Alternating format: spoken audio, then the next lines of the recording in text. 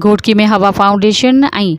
IRC जे मुआवन सां ग़िज़ाई champion सरकारी stake होल्डरनि सां राब्ता नेटवर्किंग ऐं हम आहंगी जे उनवान सां हिकु अहम इजलास रॉयल बैंक्वेट हॉल में मुनक़िद थियो, जंहिंमें मुख़्तलिफ़ सरकारी इदारनि, समाजी तंज़ीमुनि ऐं कम्यूनिटी नुमाइंदनि वॾी तादाद में शिरकत कई। प्रोजेक्ट मैनेजर मीर मुर्तज़ा सेल्रो, मोहम्मद आज़म रहीम, मलक अयाज़, अहमद लाखो, मैडम सिदरा मुग़ल, मैडम किरण, मैडम शाहिन महर, माजिद कलवड़ प्रोग्राम में शिरकत कंदड़ महिमाननि खे भलीकार कयो। इजलास जो मक़सदु ग़िज़ाई चैंपियंस ऐं लाॻापियल सरकारी खातनि जे विच में राब्तनि खे मज़बूत करणु, ग़िज़ाइयत बाबति गॾियल हिकमत अमली ठाहिणु ऐं कम्यूनिटी जी सिहत बहितर करण लाइ गॾियल कोशिश खे तेज़ करणु हुयो। प्रोग्राम दौरान हवा फाउंडेशन ऐं IRC पारां ग़िज़ाई मनसूबनि ते तफ़सीली प्रेज़ेंटेशन ॾिनी वई, जहिड़े ते ग़िज़ाई चैंपियंस मैदान में पंहिंजा तजुर्बा, मसला ऐं कामयाबियूं वंडियाऊं। इन मौक़े ते सिहत तालीम, PPHI, सोशल वेलफेयर, सरसो पॉपुलेशन